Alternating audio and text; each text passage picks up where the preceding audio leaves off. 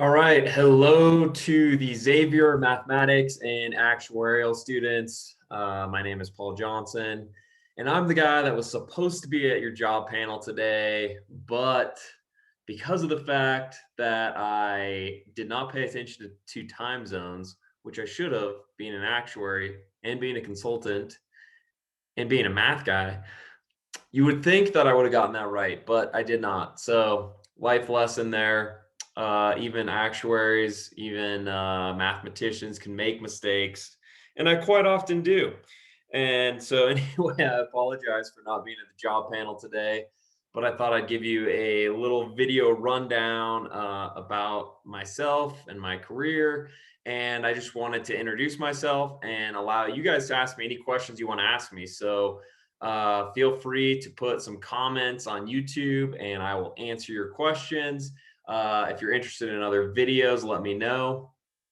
And just kind of give you my perspective of the life of an actuary. So, I have a little bit of a unique background in the sense that I kind of changed directions a little bit right now. So let me just actually start with my background first, and that is I majored in math. Went to Gonzaga. That's actually how I know Dr. Bucher. So him and I were in the same undergraduate mathematics class, graduating class, and we took several classes together. He's a smart guy. So anyway, I went on though after that to start taking the actuarial exams, became an actuary. Then I actually ended up taking a few roles as more of a I guess I would say data support for actuaries. I was a programmer, did a lot of stuff like that. So I worked at some bigger companies, worked at an insurance company in Portland, Oregon. I also worked at Blue Cross Blue Shield of Arizona. I worked at CVS, the pharmacy.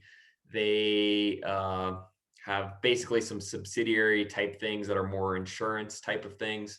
Um, let's see, I had a brief stint at what was then called Scottsdale Insurance, which is now part of Nationwide, although I'm more of a health insurance type guy.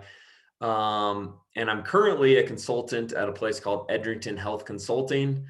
So let's see, it was kind of toward the end of 2018 that I decided I wanted to kind of jump out and work towards my master's so that I could teach actuarial science, but also I wanted to work on my own business and do kind of a whole variety of things.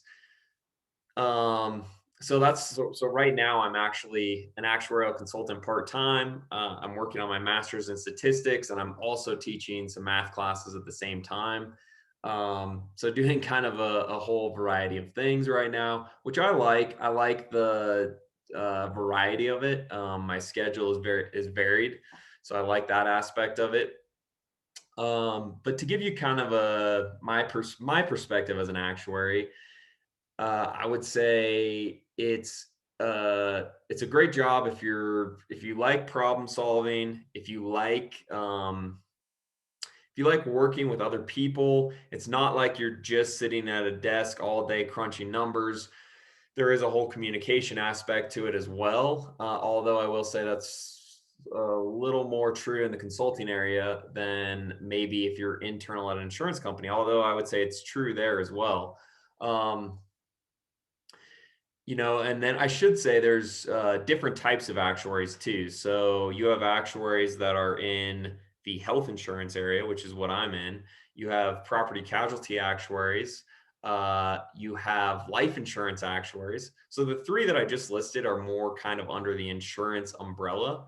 You also have investment actuaries that do very specialized risk analysis within investments. Um, and then there's kind of a handful of other types of actuaries, but I would say that insurance actuaries covers a vast majority of actuarial work.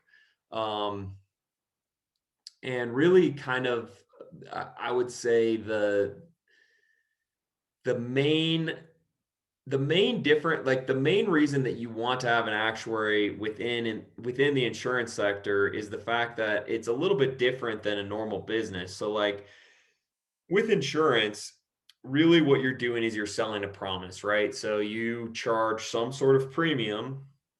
That's the cost of your product, and you're selling a promise, and you're saying if something happens in the future, whether it's health insurance or whether it's a building or whether it's life insurance, if something happens, I'm going to pay for it. The risky part of that is the fact that you don't know the cost of that item. So the cost of that item can range from zero to millions of dollars. Um, Whereas if it's a more standard business, let's say that I'm selling watches, I probably know fairly well what it's going to cost me to produce a watch and sell that watch. Now, there are some other known factors within that business for sure, and you don't know how many people are going to buy your watches. But the difference with insurance is the cost of the item itself, which is that promise that you're selling, is variable and it can be very volatile. And that's where the math and the statistics comes into play to really kind of nail down where you think that cost is going to be. And actuaries work with pricing products. They have to figure out how much do they have to charge to actually be able to fulfill this promise. They also have to know how much money do they have to reserve in order to pay for future obligations. They also do a lot of forecasting. So, like a company might need to budget a certain amount of money, figuring out future expenses. And all of those items are where actuaries are very beneficial. So, I would say,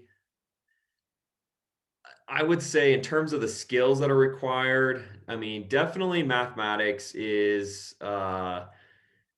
you got I'll say that the very theoretical math and statistics is extremely useful for the exam process because you probably know by now that there's a full series of exams that you have to get through to become credentialed as an actuary. Now, whether or not you use those exams at work is questionable. Some companies you're going to maybe use that more than others. I would say that I'm always thinking about numbers and there's always math involved, but it's not day to day is not always super high level math. Sometimes it is. Every once in a while, you'll work on a project where maybe you are creating probability distributions and you're doing a lot of statistics on those things and making inferences about it. But other days might be basic algebra. Other days might be more you're just communicating. So, but with the exams, there is some pretty hardcore math and stats, and that's a difficult process to get through. So that's kind of what I would say about that. But when I went to school, I minored in computer science, and I would almost say that my computer science background has come in over the years more useful than even the math side in a way. Just because there's so much now with data and automation that actuaries work on, where programming is a really valuable skill set. So I would say that if you have a chance while you're at Xavier, working on classes, if you can take computer science classes, programming classes, do so when you can because they're really beneficial. So, anywhere from like pulling data from a database to maybe automating something from end to end, because a lot of it is synthesized. I would say I like to use the analogy of painting. When I'm painting a house, 80% of the work really is the prep work. You're maybe cleaning, sanding, taping. You're doing all the things to get ready to paint. And then maybe 20% of your time is spent painting. And I would say, like, oftentimes that can be true in the actuarial sector too. Like, a lot of it is cleaning your data, getting your data ready to a point where you can actually do the analytics. So, and in that data cleanup, there is a lot of programming involved. So that's where I would say that's super useful. Languages like SAS. SAS is very commonly used at companies. R, Python. I think Python is getting used more and more nowadays. Those are all very useful statistical languages that get used.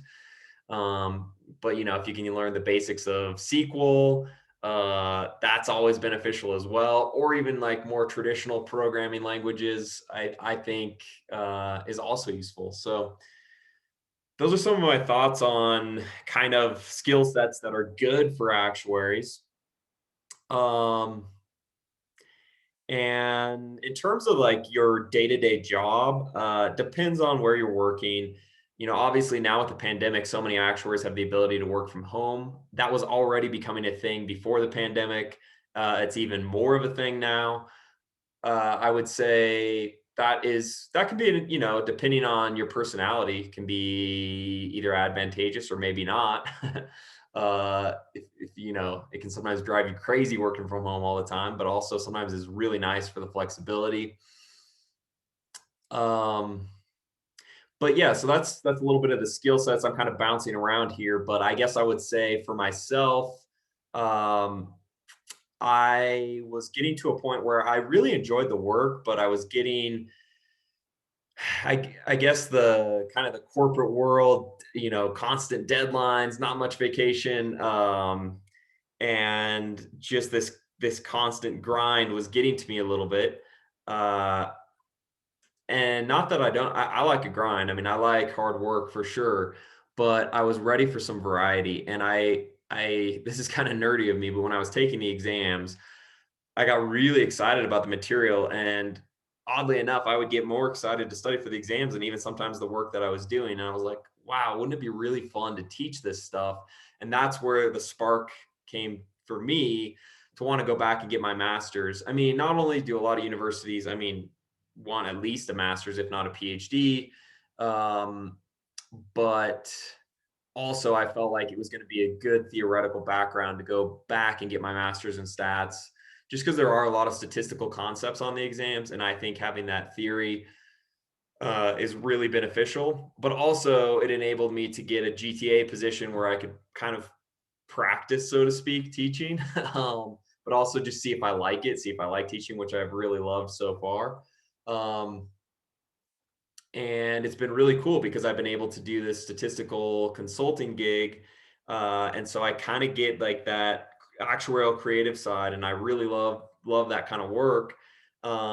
And I get to work on that, but I also get to do this kind of academic side. So I'm at a point where I'm kind of doing both, and my dream is to be able to be a professor of actuarial science, teach this stuff, but also be able to do the work part time, which this consulting gig has allowed me to do so far. I also am, it's been on the back burner a little bit right now just because I've been so busy, but started working on a business, which, we'll see where it ends up going, but it's called Actuarial Toolkit, and I'm working on a series of tools for actuaries, which I think is going to be really cool. So, just from the perspective of doing some of the technical data work and programming side for so many years, um, and being an actuary as well, and kind of seeing that whole end-to-end process, I've had some ideas for some tools that could help automate some things. So I've been working on that. Actually, partnered with a data scientist to work on some really cool stuff for that. So there's more to come on that. But in the last year and a half, 2 years, it's kind of gone on the back burner just because I've gotten so busy with so many other things. But I'll be diving back into that as well. So for me, it's exciting. I just love the variety of doing a lot of different types of things, and not just kind of have my one set 9 to 5 kind of job. But, so I think it just depends on what you want to get into and what you enjoy. Um, there are a lot of advantages to having that 9 to 5 job, flexibility or security, I guess I would say. And there's a lot of fun stuff you can do in the actuarial sector. Like I said, for me, it's been mostly health insurance, and I think that's an interesting area. I mean, with the political climate and everything going on, that's always constant, pretty much constantly changing. And so there's a lot that goes on in that space, and I think it's an interesting space too. There's just so much to learn in it. But I've talked to people that are in property casualty too, and I think there's a ton of really cool stuff and some really interesting math that you can see in that area. And then life insurance, of course, too. So I think those are all really interesting area. I mean, if you think about it, the math is also a little bit different too. With health insurance, if you're looking at a whole population from year to year, uh, you're going to see insurance claims more often in the health insurance space. If you have a whole population of people, they're going to the doctor, they're going to the hospital, maybe the high claims you're not seeing quite as much.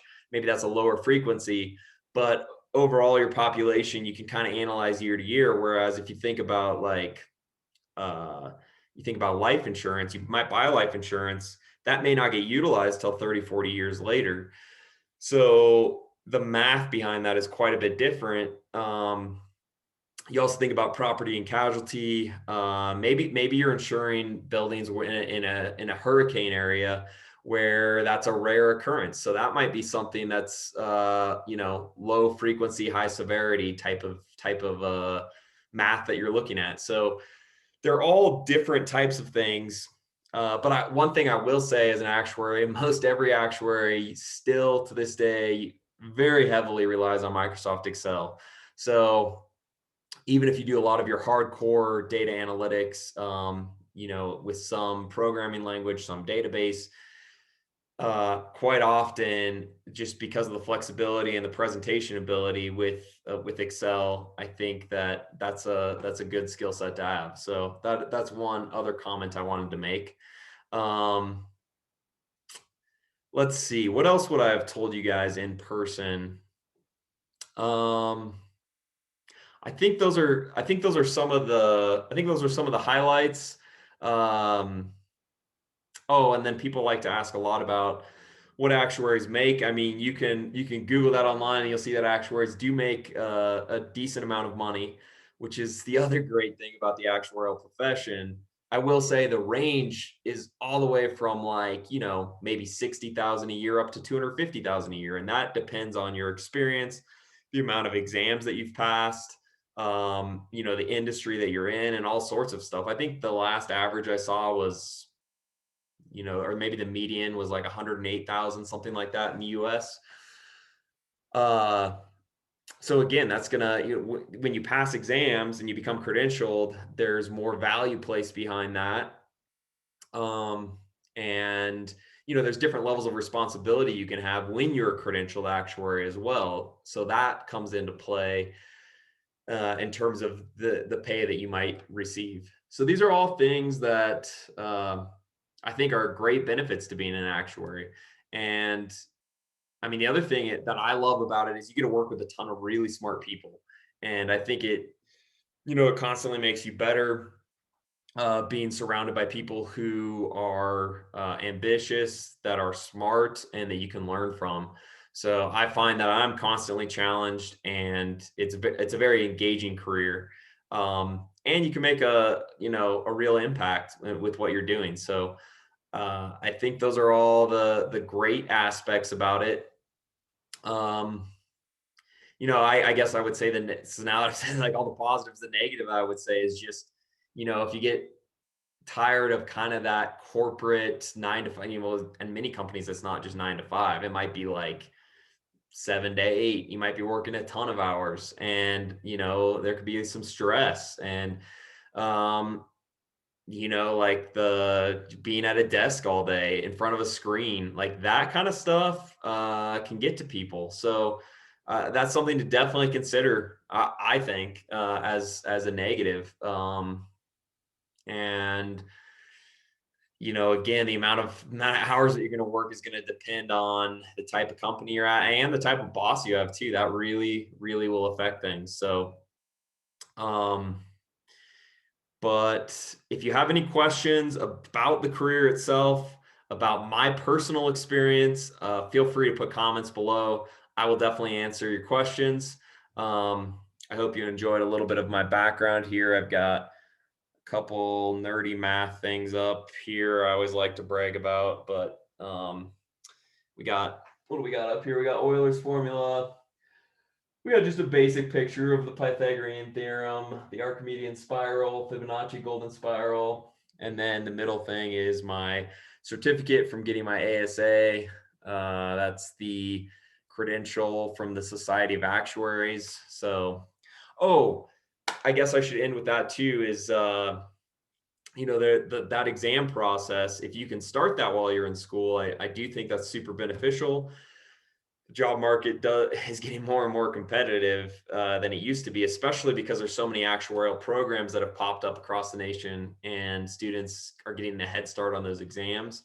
And it'll kind of give you an idea of like, do I really want to go through this process? I know a lot of people that have questioned their sanity and question whether they want to go through the process after starting the exams, because it's not easy. Like you might look at the first couple and be like, oh, I can do this, but it's not only is it the material, but you have to be able to do it in a time limit. You have to be able to understand a lot of terminology. There's like a lot of problem solving on those exams, and it's a long process. So like, just to give you an idea, like right now I'm getting my master's in stats, and I already got my ASA. Um, and a lot of people have asked me this. It's a 2-year master's in statistics program. Like, what's harder, your ASA or that? And in some ways, I would say my ASA is harder. In other ways, I would say the master's in stats. But it's hard to quantify that. But overall, I would say the ASA was harder. It definitely took longer, because there was so much self motivation. Like with school, it's very guided in the sense that, like, I know, I can be in class, I can listen to lectures, I can do homework. And if I study hard, I can do well on exams, even if it's really hard material. With the actuarial exam process, when you're in school, it's nice because you probably have some more guidance there, but there is a lot of self motivation when you're going through that process. And a lot of times when you're just like, am I going to be able to get through this? Because like with school, you might get partial credit on exams, whereas like an actuarial exam, it's just like there's this hard cutoff. Like you're either going to pass or fail. You could study 6 months and still fail one of these things, and that can be a very demoralizing process. But uh, it's also one of the most rewarding things when you fail a lot and you get up and you keep going and you get to the end. It is a great feeling. Now, I will say I'm an ASA. There's a whole other level, which is an FSA, to become a fellow of the Society of Actuaries. Um, that's a more specialized route. So I won't go into all the details about that, but I guess you could kind of view it like getting your master's and then your PhD in a way. But anyway, I'm just kind of rambling on and on. I think that that's enough for now. If you have any questions, again, feel free to pop them below and I will answer your questions. And once again, I apologize for being so terrible with the time zones. I felt kind of ridiculous with a bunch of math people, uh, not getting the time zone correctly. But I hope this video helped you, and I appreciate being able to see you all virtually. Not see you, but send you a video virtually. And have a good one.